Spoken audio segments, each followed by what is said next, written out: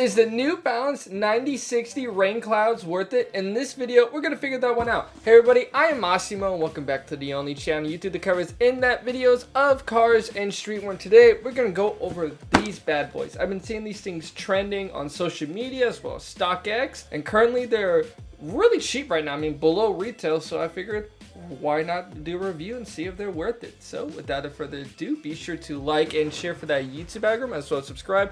Any support would just be awesome. Now let's go with the unboxing. All right, first off, I like to start off with the box, and this is just a normal plain New Balance box. So gray all around, sizing tag right there. And on the top, we have the New Balance logo with some more logos on the side around. All that fun stuff, lifting up that lid, and whoo! Our first impressions of these sneakers is, yeah, I think the dad shoe trend is back, and oddly not in the form of Yeezy 700s. Here's a closer look at these sneakers, so some background information. So these sneakers have been around for quite a while, actually. I think these things really first dropped around 2022, back in September, and they're just now picking up steam. Why? I guess what happened was a lot of people started liking New Balance 550s and stuff, and they kind of just gravitated slowly towards this shoe because they wanted something to be a little bit different than their normal standard cut shoe. And boy, is this thing different, man. I mean, look at this thing, man. Currently, these things, I mean, you could just go to any other store, pick them up on shelves, or you could probably save $1 and even get it secondhand or so, or even just go on StockX and pay on the retail for them. So, are these trending New Balances worth it? Well, let's start with the styling of the shoe, starting with the sole. So this is quite an interesting outsole here. First off, you notice is these diamonds right here in red. 6 of them in total, 3 on each side. They really do stand out right there, and they're really tough with some nice texturing right there. And then on these black pads right here, they're all patterned up with some dots and lines. Kind of see that same pattern on the top right here. And all those just kind of sit on this white background right here with the New Balance logo right there in the middle. And definitely comes with this really interesting, you know, hourglass kind of look here. It's like really thick right here, thins out, and even thicker right there. You see more of how this thing is styled when it comes to the midsole of this sneaker. Now this thing probably has a more interesting midsole than it does an outsole. I mean, look at this thing. There's just a lot of things going on here. So this thing is pretty much triple layered up here. So we see more of that diamond pattern right here. We got a couple mini diamonds right there, or half diamonds. So layering up front with another cushion layer with the back layer right here, all made of really nice and squishy foam with some rubber with the outer layer. I guess that kind of works as kind of like a guard or something. And I gotta tell you, man, these things are really well padded up. I mean, walking in these shoes feel really comfortable. Honestly, probably one of the more comfortable pairs of shoes since the Yeezy 700s. Are they more comfortable than the Yeezy 700s? I don't really think so, but they're up there. This one, I would say, feels more dirtier than Yeezy 700s, but this Yeezy 700 still has that chunky feel, and it's a little bit more floaty, I would say, comparing it to the last, you know, trendy dad shoe. And yeah, it has a lot of colors too on these little diamond things. So we got, you know, gray with off-white with a white pattern, and that white color kind of merges with a darker cream color. And like most New Balances, this one is pretty asymmetric with the inner portion right here, so it's a little different. Not too different though as like the 550s are, but still a little bit noticeably more chunky here, and the lines are just a tad different. And then we have a little logo right there that says Absorb. If you don't know, New Balance loves to stick logos everywhere with their sneakers. And then rounding off the midsole, I guess I'll include this in there, we have a little clear rubber strip running across the back here to give it a little bit of a nice styling cue. I think this shoe is all about just going over the top and chunky, so just adding in extra things to the sneaker adds to the overall vibe of the sneaker. And I think it's honestly kind of cool, man. They also got some like mesh fence pattern right there in the inside of it, so really cool, well executed. Then coming to the uppers of the sneaker, now this is why we're all here, and it's no different from the midsole. I mean, we just got layers on top of layers here with multiple colors. So on the outer portion of the sneaker, the first thing you notice is that big old New Balance N. Not the first New Balance N you will see on the sneaker, but it's right there. First layer being gray with a darker gray layer on one half, and the other starts to lighten up. So very interesting. So we got dark layer grays and then lighter layer grays, and that's all done in suede. Some of them are done in regular leather, like this one right there. And then we have some mesh sticking out right there, and like a lighter white. A lot of things going on with this. Coming to the front, we see that same kind of craziness continue with those layers on top of layers of different shades of gray suede, gray leather, and that white mesh right here. All that craziness just comes together and definitely makes quite a bit of a head-turning shoe with only using neutral colors. I mean, holy crap. These things definitely get people to look down and be like, what the hell is he wearing? Because there's just so much going on here.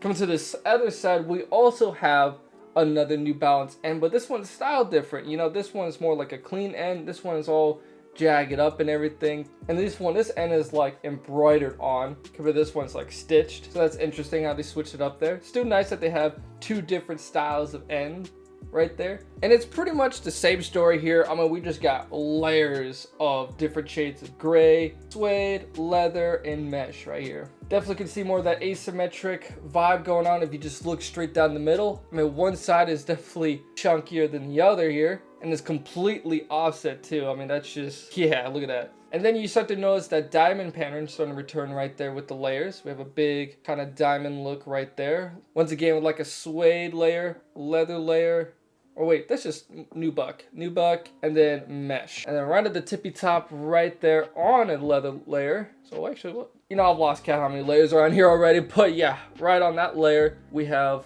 another gray layer with a darkened, I think that's black actually. Is that black? It's either black or really dark gray and right there. That's crazy. And then for the laces of this sneaker, we have a pair of white laces. It didn't come with any other laces, but I thought it'd be pretty cool if they did come with extra laces or something like that, just like an extra gray lace or something. That would be pretty awesome. Continuing on with the middle section of the sneaker, it's pretty much all done in that mesh that we have seen before. Besides the center right here, we have a little suede tab right there to connect the laces. And then on the top, of course, we have a pretty crazy tongue here with multi-layering going on. I mean, we have a dark gray leather layer on top of a light gray suede layer. And then once again, we see the return of the color red on this sneaker like we did on the outsole in diamond form. This one's more of a triangle, and it is a 9060 logo with the little New Balance logo right there once again. And feeling this time, man, it's really soft on the inner portion right here because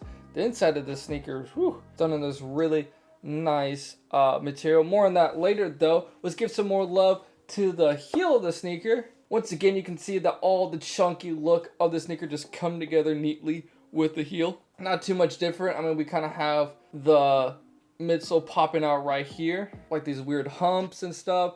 See that clear layer again. Obviously layering on top of layer like this whole sneaker is all about. But then on the top right here, we have a layer of light gray leather, and we have yet another New Balance logo. This one is embroidered and done in black. We're almost done with all these New Balance logos, so let's go ahead and talk about the inner portion of the sneaker. Once again, like I was mentioning before, it has this really nice soft fabric inside that's well padded up and extremely comfortable. Pretty much all light gray, and then we have a dark gray insole right there with yet another New Balance logo. Not just one though. I mean, it says New Balance on the top with the NB in the middle, and it says running. Really nice. So let's go ahead and count out all the New Balance logos here. We have 1, 3, 4, 5, 6, and 7. I'm counting. Holy crap, that's a lot of logos. Might even be missing some, but it's okay. And yeah, that rounds up the styling of the sneaker. Holy crap, there's a lot to talk about with the styling of the sneaker. Can't believe we got through that all.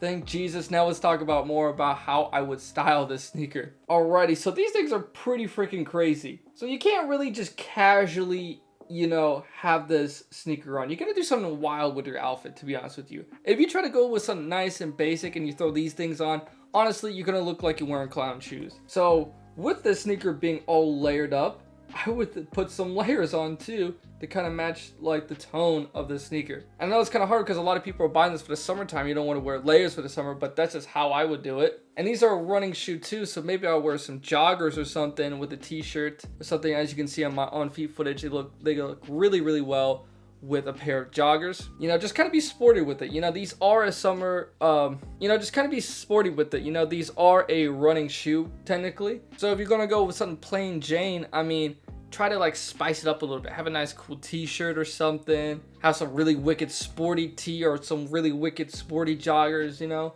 Have fun with it. Definitely something that you can almost wear every day. I mean, these things are really comfortable. They are a tad bit heavy though. And to be honest with you, it is very hard to match with this sneaker, but if you can pull it off, damn does it look good. And that's just my 2 cents with the sneaker and how to style it. So I guess it's now time to get my verdict of the sneaker on a scale of 1 to 10. I'm gonna give these sneakers a 7 out of 10. I think these are about. It has really good styling, you know, but honestly, I'm more of a cleaner, sleeker style guy. And this is a little bit too out there for my taste, you know what I mean? I like something slick with a little bit of pop. And this thing is just pop, pop, pop. I mean, from the midsole to all the crazy layers on the top. I mean, this thing is pretty freaking wild. You know, I do like how it has a little bit of red there too. That's not too bad, but yeah, 7 out of 10 for good styling. And most of it really comes from also the materials. This has really good materials for what you're getting. I mean, you got everything here. You got suede, you got nubuck, you got leather, you got mesh, all that stuff.